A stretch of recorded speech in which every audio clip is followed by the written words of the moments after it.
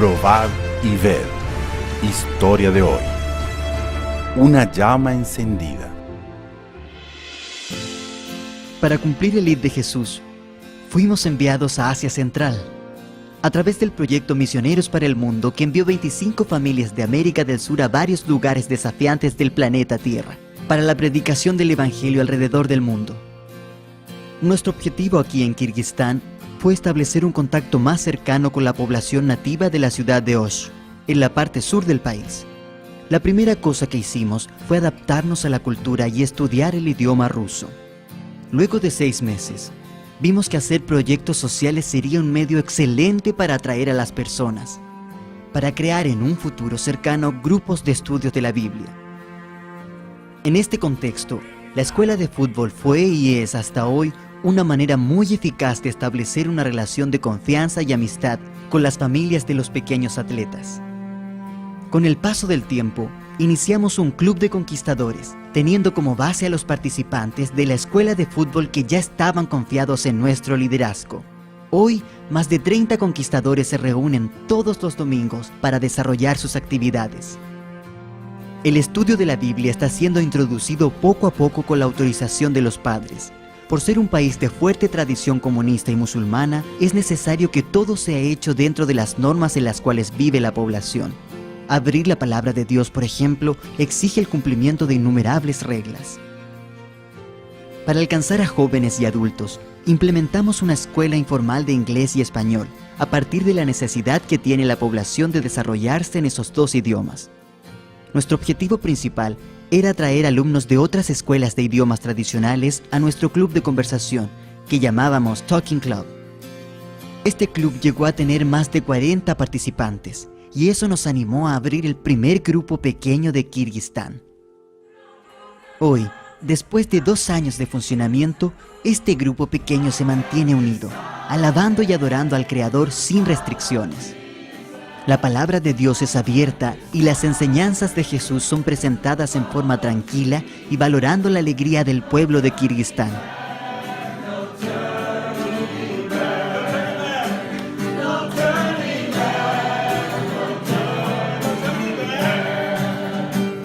Es una alegría ver cómo el Evangelio ha alcanzado personas en los lugares más distantes del planeta. Este avance del mensaje adventista, sin embargo, solo es posible porque usted, querido hermano, ha contribuido a través de sus recursos financieros para que la obra misionera sea predicada alrededor del mundo. Las ofrendas de los miembros de la División Sudamericana permiten que el proyecto Misioneros para el Mundo se extienda por 5 años más. Por eso ahora te quiero invitar a formar parte de este momento especial de adoración a Dios, a través de los diezmos y ofrendas. Que Dios los bendiga. Probad y ved.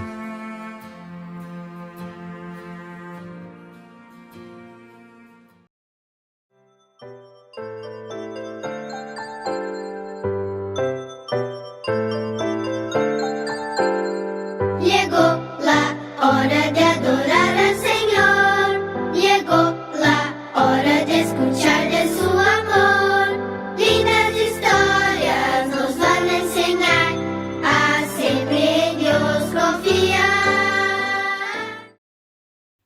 Hola niños, qué gusto vernos de nuevo. La historia de hoy se llama Dios perdona a quien se arrepiente. ¿Le llama la atención esta imagen?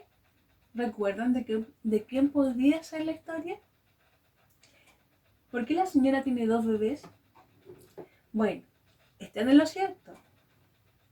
Él es Jacob y Esaú. Y el texto bíblico de hoy dice, por cuanto en mí ha puesto su amor, yo también lo libraré. Eso está en Salmos 91:14. La palabra que hoy aprenderemos es la palabra de resiliencia, que es la capacidad de lidiar con problemas, adaptarse a los cambios, superar obstáculos o resistir la presión en situaciones adversas, ya sea estrés, shock o un montón de cosas más. Nuestro amigo Jacob, nuestro patriarca Jacob, es una persona muy resiliente y él nos dejó un gran ejemplo en la Biblia. ¿Se acuerdan cuando eran grandes y la historia del guiso? Claro, ahí fue cuando Esaú cambió su primogenitura por un guiso, ¿cierto? Vamos a hacer un pequeño repaso de la historia, ¿ya? ¿Se acuerdan también la idea que tuvo la mamá de Jacob, Rebeca? Ella tuvo la idea de engañar al papá de Esaú y de Jacob, porque el papá era ciego. Entonces a ella se le ocurrió que Jacob, que era lampiño y su hermano era peludito, se hiciera pasar por su hermano colocándose la piel de un cabrito. ¿Se dan cuenta? Pero ustedes saben que engañar o mentir es malo, ¿cierto? Y eso trajo consecuencias también para la vida de ellos. Acá vemos las consecuencias. Jacob fue desterrado. Él se fue de la presencia de sus padres porque su hermano Esaú estaba enojado con él. Y además, él se sentía mal porque sabía que lo que había hecho era incorrecto, pero le obedeció a su mamá. Pero él le pidió perdón a Dios y Dios le mostró en un sueño la escalera que iba al cielo. ¿Se acuerdan que la tía Katy nos contó de la escalera de ángeles? Bueno, pero la mamá también sufrió las consecuencias. Mírenlo, ella estaba triste y llorando porque nunca más pudo volver a ver a su hijo, y aquí ya está envejecida y aún así no lo pudo ver hasta el día de su muerte. Jacob se casó, ¿cierto? Él aquí está con su esposa y él tuvo 12 hijos. Ahí están todos sus hijos. Pero llegó el tiempo de que a él ya le llegó la edad y ya ha pasado 20 años, él decidió retornar a su tierra. Y aquí está el centro de nuestra historia. El remordimiento que él sentía por lo que había hecho con su hermano lo hacía sentirse culpable, tenía miedo de que su hermano a lo mejor se quería vengar de él. Y él no estaba tranquilo. Incluso él le mandó unos espías para que vayan a donde su hermano Esaú a pedirle perdón y que por favor lo dejara vivir en su tierra, que era su tierra natal. Y él también le había pedido protección a Dios, y Dios había enviado 2 ejércitos de ángeles que acampaban delante de la familia de Jacob mientras ellos iban de camino a la tierra de Esaú, y había otro ejército de ángeles que acampaba detrás de la familia de Jacob. Pero como yo les comenté, el remordimiento no lo dejaba tranquilo, y cuando vino los mensajeros de regreso a decirle la respuesta de Esaú a Jacob, le contaron que Esaú venía con un ejército de hombres. Imagínense, miren, venía con un montón, un séquito de personas para poder atacar a Jacob. Pero en ese instante Jacob se apartó. Él llegó la noche, ¿cierto? Y él se fue a orar. Se fue a hablar con Dios y a pedir su ayuda para que Dios lo ayude en ese momento, porque su corazón sentía miedo de que su hermano quisiera matarlo a él y a toda su familia. Entonces dice que una mano en ese instante le tocó su hombro, y como era de noche y estaba todo oscuro, Jacob pensó que era un asaltante o posiblemente un soldado que su hermano había mandado a matarlo. En su mente pensó eso, y empezó una lucha y empezaron a pelear, y aquí estaban, ¿ven? Durante toda la noche pelearon. Jacob forcejeaba con ese hombre y ninguno de los dos vencía, hasta que empezó a aclarar el día, empezó a llegar el amanecer. Entonces Jacob se dio cuenta de que con la persona que estaba peleando no era un hombre, era un ángel. Y el ángel les dijo: suéltame, que ya raya el alba, quiere decir que ya estaba amaneciendo. Entonces Jacob, al darse cuenta que era un ángel y no una persona, le dijo: no te dejaré si no me bendices. Y en ese momento Jacob se agarró de su falda del hombre, de su ropa, y se asió firmemente. Pero en ese momento el ángel le tocó la cadera y Jacob sintió un gran dolor y quedó con un dolor porque quedó cojito. Pero él sintió que Dios lo había perdonado. Incluso el ángel le dijo: ya tú no te vas a llamar nunca más Jacob, que quiere decir que Jacob, su nombre en traducción es tramposo. Ahora tu nombre va a ser Israel, que traducido es el que lucha con Dios o el padre de naciones. Ven, ahí está el ángel y Jacob. Y en ese instante Jacob sintió el perdón de Dios, sintió que Dios lo había perdonado de lo que él había hecho. Y también el ángel le envió otro mensajero en sueño a Esaú para decirle que no toque a Jacob, llamado ahora Israel, porque él estaba bendecido por Dios. Y cuando se volvieron a ver, ya Esaú no venía con esa rabia que venía con sus séquitos de soldados, sino que lo recibió con un abrazo de hermano, como Jacob había soñado que fuera su reencuentro. Y aquí podemos repetir el versículo bíblico: por cuanto en mí ha puesto su amor, yo también lo libraré. Recuerden siempre que Dios perdona a quien se arrepiente. Es una regla divina. Él nos enseña que la fuerza humana no resuelve las situaciones difíciles. Solo Dios puede hacerlo. Así que, niños, repitamos el versículo de memoria. Por cuanto en mí ha puesto su amor, yo también lo libraré. Eso nos dice el Señor a cada uno de nosotros. Ahora le voy a hacer una pregunta y al que responda bien se va a ganar un premio. ¿Cuántos hijos tenía Jacob? El que responda bien, cuando pase la cuarentena, se va a ganar un origami creado por nuestra amiga Astrid. Así que ya saben, después de la cuarentena le vamos a llegar su origami. Así que para que estén atentos con sus respuestas, ¿ya? ¿Cuántos hijos tenía Jacob? Ahora vamos a juntar nuestras manitos, vamos a cerrar los ojitos y vamos a hacer la oración. Querido Jesús, te agradecemos por tu mensaje, porque tú eres bueno con nosotros y nos ayudas, Señor, a recordar que aunque cometamos errores, tú nos perdonas cuando nos arrepentimos de corazón. Ayúdanos a ser obedientes con nuestros papás, con nuestra mamita, y también que podamos cooperar en casa. Te lo pedimos todo en nombre de Jesús. Amén. Eso es todo. Y que el Señor los bendiga, niños. Nos vemos. Chao.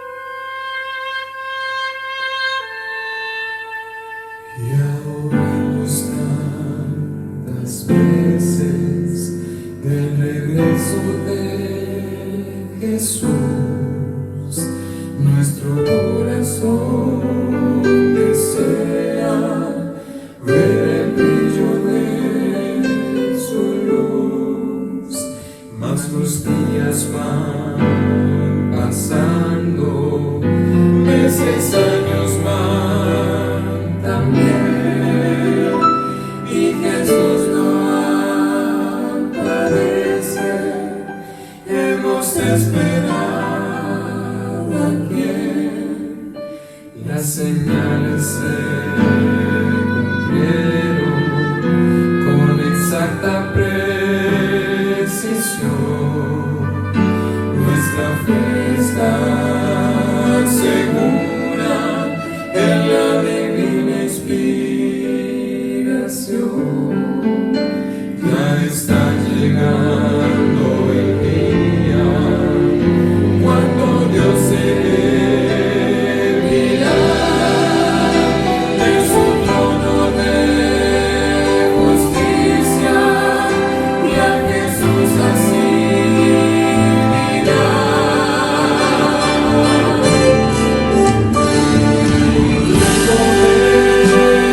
llegó la hora, hijo, ven sin más demora, y a buscar a mis amados, y traer de vuelta aquellos por quien moriste tú.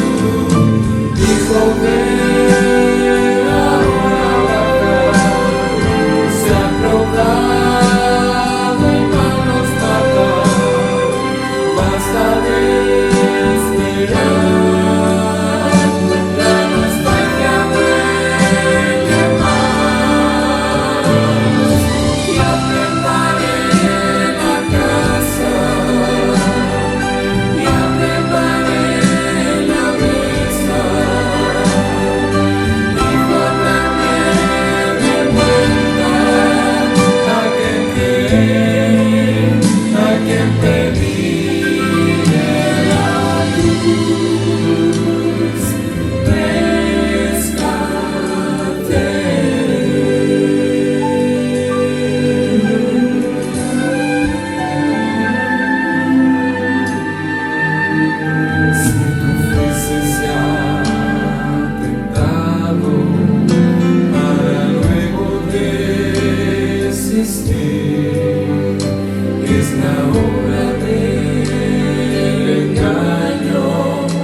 para hacerte sucumbir.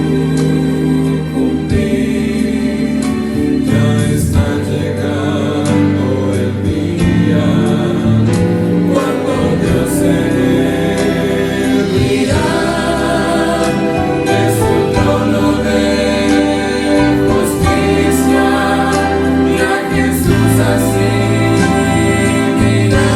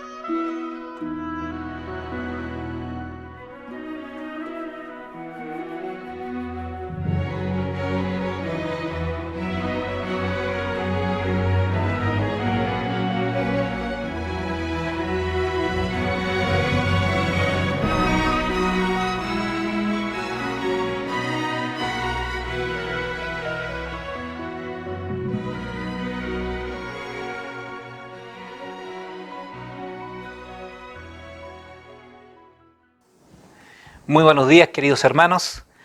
Para mí es una alegría nuevamente estar con ustedes. Apenas la persona encargada se dirigió a mí, inmediatamente yo le dije que sí, que no habría ningún problema, porque una de las cosas que me gusta hacer y que me apasiona hacer es justamente exhortar la palabra de Dios. Y saben que este último tiempo he estado bastante predicando en línea, ¿ya? Bueno, la otra vez ya estuve con ustedes, pero también yo tengo mi canal, si que ustedes quieren entrar a YouTube, ahí van a encontrar unas reflexiones, canciones del conjunto y otras que tengo por ahí. Así es que, queridos hermanos, es una alegría nuevamente poder estar con ustedes y poder reflexionar en la palabra del Señor. Vamos a orar para abrir inmediatamente la palabra del Señor, porque hay bastante que conversar y bastante que analizar en los textos que hoy tenemos para conversar juntos en esta reflexión de mañana. Oremos.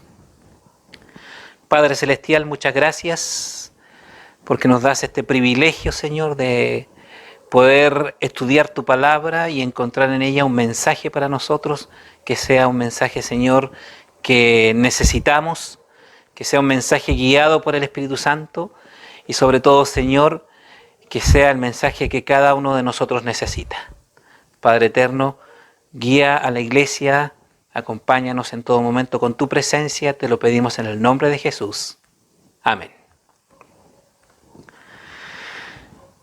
Miren, hermanos, hay un versículo que es muy conocido, yo lo sé y yo sé que ustedes, probablemente no a todos, pero si yo les digo San Juan 13:34, varios de ustedes van a, en sus mentes, viajar a ese versículo. Y ese versículo dice así: un mandamiento nuevo os doy, que os améis unos a otros, como yo os he amado, que también os améis unos a otros. Texto conocido, que nos habla acerca del amor, ¿cierto? Que nos habla de que Jesús nos dice que amemos como Él amó.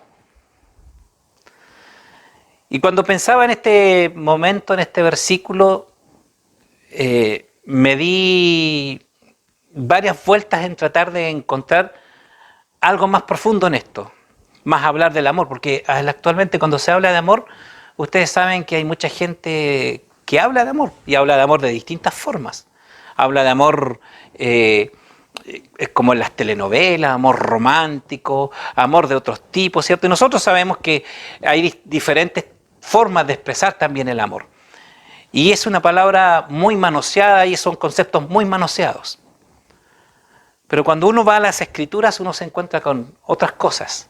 Uno se encuentra con un mensaje que es necesario que nosotros no dejemos de lado. Aquí, por ejemplo, en este versículo que acabamos de leer, habla de un nuevo mandamiento. ¿Por qué un nuevo mandamiento? ¿Eso significa que habían otros mandamientos? Y claro, ustedes saben que así es. Y yo los voy a llevar a esos nuevos mandamientos. Vamos a Éxodo. Ustedes conocen Éxodo 20. Habitualmente en la iglesia siempre hablamos de Éxodo 20, los 10 mandamientos. Entonces, hablar de los mandamientos de Dios habitualmente trae a nuestra mente, a nosotros que ya estamos familiarizados con Éxodo 20, sabiendo también que los 10 mandamientos están en Deuteronomio, a nosotros nos pasa que rápidamente nuestra mente va a las palabras de Jesús cuando Él resumió los mandamientos en 2. Amar a Dios por sobre todas las cosas y a Jesucristo, o sea, y al prójimo como a ti mismo. Y saben, en realidad, cuando nosotros hablamos de los mandamientos, y siempre, y esto lo enseñamos nosotros también en los cursos que damos, el curso de fe de Jesús, decimos que la ley es amor, que Dios es amor y que como Dios es amor y la ley refleja el carácter de Dios, por lo tanto la ley es amor. Amor a Dios y amor al prójimo. Y cuando hablamos de amor, vuelvo a reiterar, ¿cierto? Nosotros a veces no entendemos bien lo que Dios nos quiere decir, qué es o cómo se manifiesta el amor. Entonces cuando hacemos esto, y cuando estudiamos Éxodo, y cuando estudiamos el capítulo 20, generalmente olvidamos los otros capítulos, como que nos concentramos mucho en el 20 y nos olvidamos, por ejemplo, del 21. Y el capítulo 21, especialmente los primeros versículos, nos enseña algo tremendamente importante. Algo que va a ser una imagen de lo que Cristo iba a hacer por nosotros en el futuro, pensando, ¿cierto?, que esto lo escribió Moisés muchos años antes que Jesús. Y miren, vamos al capítulo 21, versículos 1 en adelante. Dice así: estas son las leyes que les propondrás. Si comprares siervo hebreo, 6 años servirá, mas el 7º saldrá libre. Dice, libre de balde. Si entró solo saldrá. Si tenía mujer, saldrá él y su mujer con él. Si su amo le hubiere dado mujer, y ella le diere hijos o hijas, la mujer y sus hijos serán de su amo, y él saldrá solo. A ver, aclaramos hasta aquí, hasta el versículo 4. Era común en el pueblo de Israel, ¿cierto?, que algunas situaciones que se daban de negocios entre ellos hacía que algunos sirvieran como siervos a los otros. Sobre todo cuando habían deudas que no se pagaban, ¿cierto? Finalmente esa deuda se pagaba con los miembros de la familia convirtiéndose en siervos de los que eran los acreedores, por decirlo de esa forma. Y aquí nosotros vemos, ¿cierto?, que se dan ciertas instrucciones, incluso el título dice leyes sobre los esclavos. Entonces dice, si comprares siervo hebreo, ¿cuántos años dice ahí? 6 años servirá, mas el séptimo saldrá libre de balde, o sea, sale libre absolutamente. Pero si entró solo, saldrá solo. Fíjense en las instrucciones. Y luego dice, si tenía mujer, saldrá él y su mujer con él. Después de los 6 años, el séptimo, cierto, saldrá libre. Y si entró solo, salía solo. Pero si entró con esposa, salía con su esposa. Pero, dice aquí, si su amo le hubiere dado mujer y ella le diere hijos o hijas, la mujer y sus hijos serán de su amo y él saldrá solo. ¿Qué significa esto? Si el hombre entró como esclavo ¿cierto? Fue comprado como esclavo y entró solo, pero en ese estar sirviéndole al amo, se enamoró, se casó y tuvo hijos y se enamoró de una sierva, porque dice, si su amo le hubiera dado mujer,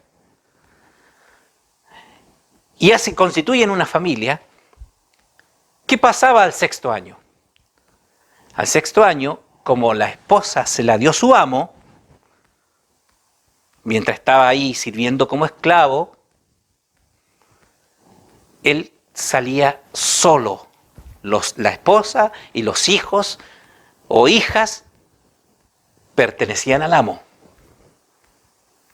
Entonces aquí había una situación bien especial.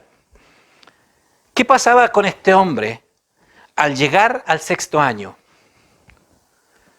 Si tenía a su esposa, si tenía a sus hijos, y él sabía que tenía que irse, él sabía que tenía la posibilidad de ser libre, pero también sabía que al salir él, no podía salir con su esposa, no podía salir con sus hijos. Y eso es algo que es difícil para nosotros entenderlo, ¿eh? Es difícil para nosotros entenderlo en el contexto social en el que ellos se desarrollaban. Sin embargo, la ley estaba escrita así. ¿Qué había que hacer entonces? Y miren, vamos al versículo 5 ahora. Y si el siervo dijere, yo amo a mi señor, a mi mujer y a mis hijos, no saldré libre. Miren, leámoslo de nuevo, miren. Y si el siervo dijere, yo amo a mi señor y a mi mujer y a mis hijos, no saldré libre. ¿Qué significa esto? Que si el siervo que tenía la posibilidad de salir libre, en definitiva, entendía que salir libre solo, sin su esposa, sin sus hijos, probablemente iba a significar un gran sufrimiento, no solamente para él, sino también para sus hijos y su esposa.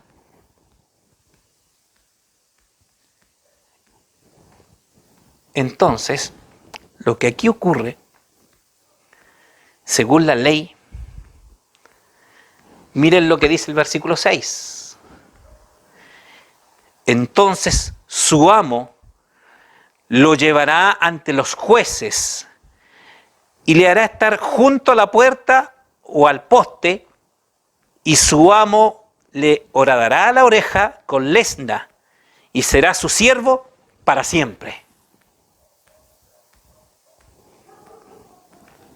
Tratemos de entender esto.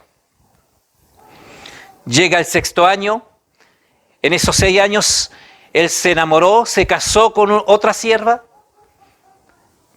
que pertenecía a su amo. En esos 6 años tuvo hijos, tuvo hijas. Él se enamoró. Pero fíjense una cosa, si usted lee en el texto, dice, si él reconocía que amaba a su amo, que amaba a su esposa y a sus hijos, Es interesante, nosotros preguntaríamos a lo mejor en la actualidad si es que ama a su esposa y si es que ama a sus hijos. Pero ahí dice si amaba también a su amo. Esto algo nos va a enseñar, ya lo vamos a comprender. Pero fíjense, ¿qué tenía que hacer él? Dice que él tenía que decirle a su amo que fueran frente a los jueces. Y él era estar junto a la puerta o al poste, dice. Imagínense ustedes un poste de madera y con una lesna. Ustedes saben lo que es una lesna, ¿cierto?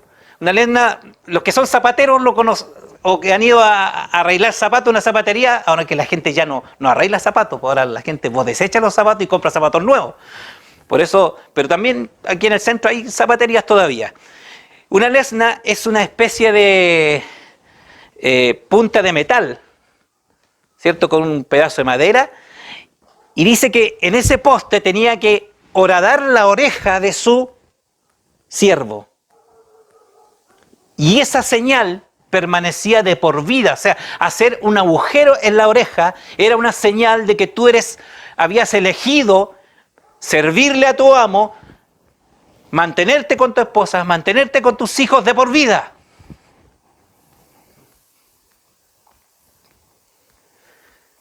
¿Qué significa esto? Que si por alguna razón alguien encontraba a este siervo en la ciudad, en algún otro lugar, en la calle, en algún otro pueblo, y la gente miraba la oreja, sabía que este hombre había tomado una decisión importante: vivir de por vida con su amo, con su esposa y con sus hijos. Era una señal que quedaba de por vida como huella de amor por estas personas. Yo no sé si actualmente nosotros estaríamos dispuestos a un sacrificio como ese. Pero ¿saben? Esto está inmediatamente después del capítulo 20, donde están los mandamientos. Y también aquí hay una muestra enorme de amor, pero también es una muestra de lo que iba a ocurrir en el futuro. Es una muestra de lo que Jesús iba a hacer por nosotros. Mira, hermano, si me das permiso, lo traje, aquí lo tengo en mi celular. Y les voy a leer un texto que se encuentra en Primeros Escritos, página 178. Dice así: Jesús mostrará sus manos señaladas por los estigmas de su crucifixión. Siempre perdurarán los rastros de esa crueldad. Cada estigma de los clavos hablará de la maravillosa redención del hombre y del subidísimo precio que costó. Quienes le traspasaron con la lanza verán la herida y deplorarán con profunda angustia la parte que tomaron en desfigurar su cuerpo. Miren, Elena de White nos relata, ¿cierto?, y nos dice que esas huellas permanecerán para siempre. Las huellas de la cruz en las manos de Jesús, en su costado traspasado, en sus pies. Así como a este siervo que por amor se dejaba horadar su oreja y tener una huella de por vida que mostraba el amor que él sentía por su amo, por su esposa y por sus hijos, Jesús, queridos hermanos, de por vida, por la eternidad, tendrá esas huellas en sus manos, en sus pies y en su costado traspasado. Entonces, cuando hablamos de amor y cuando vamos a los mandamientos, comenzamos a entender ahora por qué es tan maravilloso el amor de Dios, por qué es tan sublime, porque el costo de la salvación tuya y mía tienen que ver con una expresión máxima de amor. Mira, tú y yo, cuando estemos en el cielo, vamos a ser físicamente perfectos. El único que va a tener las huellas de la crucifixión en sus manos va a ser Jesús.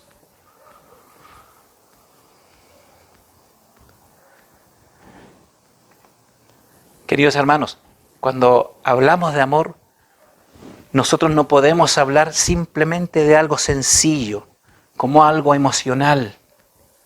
Porque cuando hablamos de salvación, de justificación, tenemos que entender que amar a Dios, amar a nuestro prójimo, es mucho más que una emoción. Sí, nosotros somos seres emocionales. Dios nos hizo con emociones. Pero es una decisión que va a marcar tu vida para siempre. Así como este siervo quedaba marcado para el resto de su vida, tú también serás marcado. Pero en tu corazón, cuando tú decidas entregar tu vida a Jesús, cuando tú te entregues con amor verdadero, con la decisión de ser un hijo de Dios. Ahora yo te quiero preguntar una cosa. ¿Dónde se encuentra la máxima expresión de amor? En las Sagradas Escrituras. Sin duda, yo sé que me dirás, en la cruz. Pero cuando nosotros hablamos del amor, siempre nos remitimos a un capítulo interesante en la Biblia, que yo quiero que lo reflexione de la siguiente forma. Vamos a ir allí. Primera de Corintios, capítulo 13, ¿les suena? Las preeminencias del amor. Primera de Corintios, capítulo 13, nos habla de este tema maravilloso del amor. Pero quiero reiterar lo que les dije hace un momento. Amar a Dios, amar a tu prójimo, de una forma que pueda marcar toda tu vida, es una decisión que tú tienes que tomar en favor de la obra que Dios hace por ti y que ya hizo por ti, porque Él ya dio su máxima muestra de amor, que fue morir en la cruz. Pero mira lo que dice en el capítulo 13 de Primera de Corintios, primera carta a los Corintios. ¿Y por qué voy aquí? Porque yo quiero que hagan el siguiente ejercicio. Mira, este ejercicio se lo escuché a un pastor. Un día busqué una predicación ahí en internet y encontré un pastor y hizo el siguiente ejercicio. Me gustaría que tú lo hicieras conmigo. Cuando leamos este capítulo, cada vez que diga amor, no digas amor, di Jesús. Reemplaza la palabra amor por Jesús. Y mira lo que resulta. Dice así: si yo hablase lenguas humanas y angélicas y no tengo a Jesús, vengo a ser como metal que resuena o címbalo que retiñe. Sigamos haciendo el ejercicio. Y si tuviese profecía y entendiese todos los misterios y toda ciencia, y si tuviese toda la fe de tal manera que trasladase los montes y no tengo a Jesús, nada soy.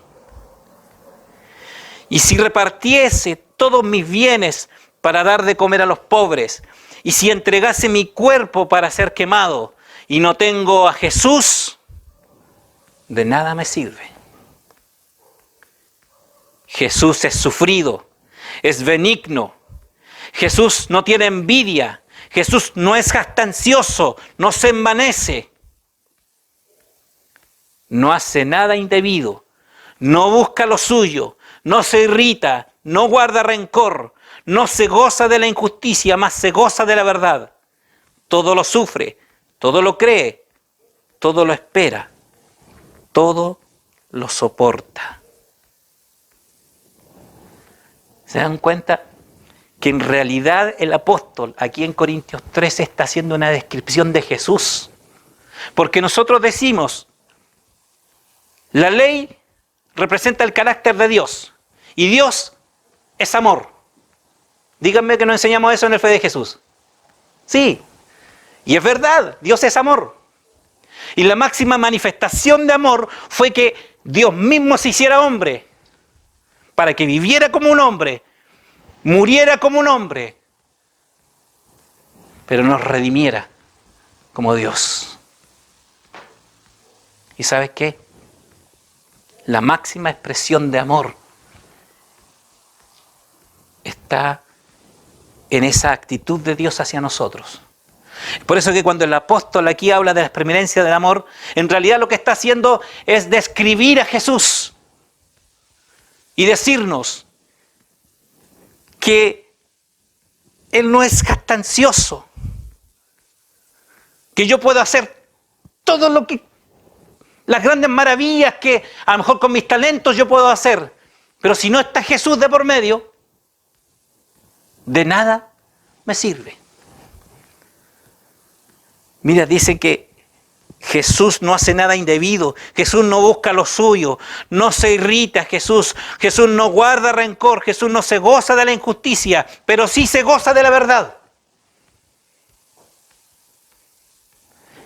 Y así entendemos ahora y relacionamos esto con lo que Jesús nos dijo en su nuevo mandamiento, que os améis los unos a los otros, así como yo os he amado.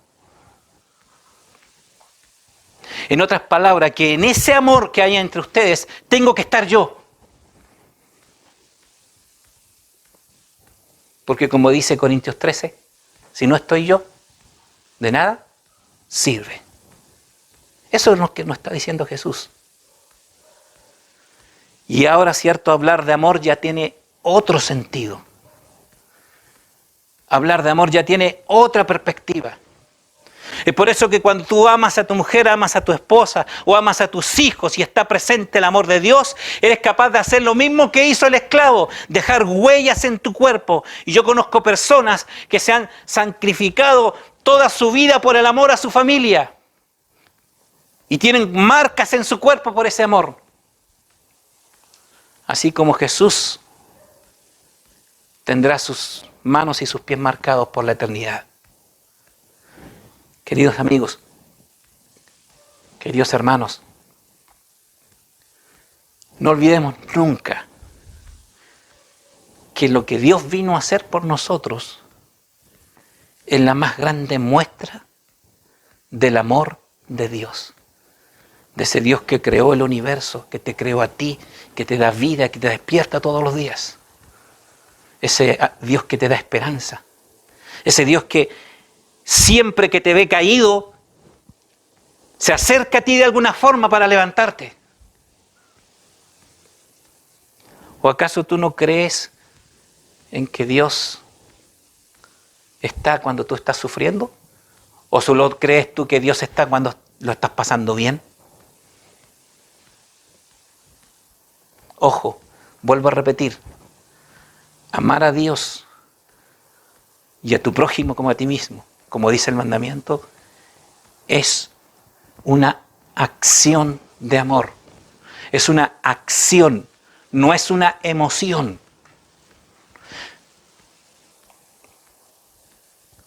Es por eso que, queridos amigos, queridos hermanos, es tan importante entender que Dios está allí. Él prometió que siempre estaría con nosotros. Y nosotros sabemos que está con nosotros a través de la presencia del Espíritu Santo. Porque dijo, yo me voy y dejaré un consolador. Y ese consolador es el Espíritu Santo. Y nosotros sabemos que Jesús, así como prometió que a través del Espíritu Santo iba a estar con nosotros, yo siempre estaré con ustedes, eres capaz de ver tus tristezas. Puede que tú no lo notes. Puede que tú no lo veas, porque a veces los ojos humanos simplemente se cierran a ver la presencia de Dios. Pero Dios siempre está contigo. Siempre. Porque la obra del Espíritu Santo es una obra hecha con amor para redimirte.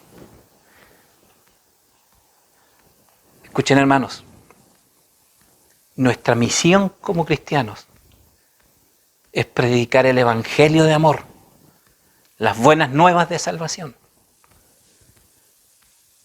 Es cumplir con la obra que Dios nos dio.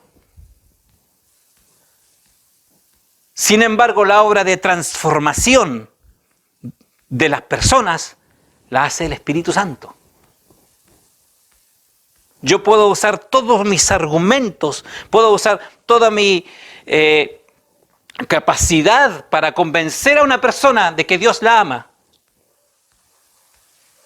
Pero esa persona solo se va a convencer si es que el Espíritu Santo obra en ella. Es por eso, hermanos, que cuando hablamos de amor, cuando hablamos del Evangelio, cuando hablamos de salvación, a la gente tenemos que siempre llevarlas a Cristo, porque sin Cristo nada somos. Cristo es amor, Dios es amor, Jesús es amor, el Espíritu Santo es amor, y ellos lo único que quiere, nuestro Dios,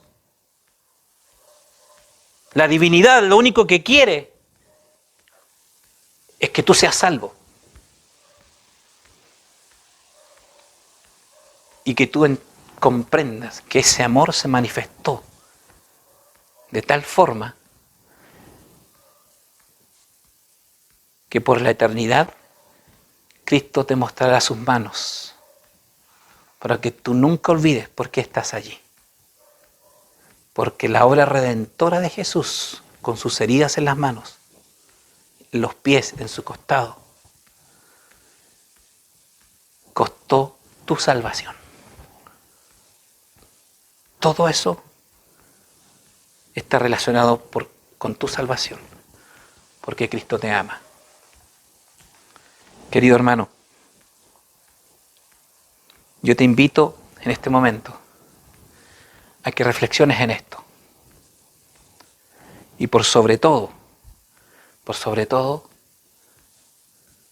confíes siempre que Dios te ama. Nunca lo dudes, porque su amor es manifiesto cada día, cuando tú abres los ojos, cuando despiertas, cuando tienes de comer, cuando tienes un techo. Sabemos que hay personas que a lo mejor no lo tienen, pero cuando tú ayudas a esas personas, cuando tú te esmeras en servir a quienes necesitan más, no solamente del amor de Dios, sino descubrir sus necesidades también, Dios está obrando a través de ti para mostrar a otros que Cristo está presente, que Cristo te ama. Que el Señor bendiga, queridos hermanos. Que el Señor les dé a cada uno el consuelo, si es que está sufriendo, la paz. Y que si alguno está alegre, téngalo por seguro que Dios está alegre contigo. Que el Señor te bendiga, querido hermano. Los días van pasando, meses, años van también, y Jesús no aparece. Hemos esperado a quien las señales se cumplieron con exacta precisión. Nuestra fe está segura en la divina inspiración. Ya está llegando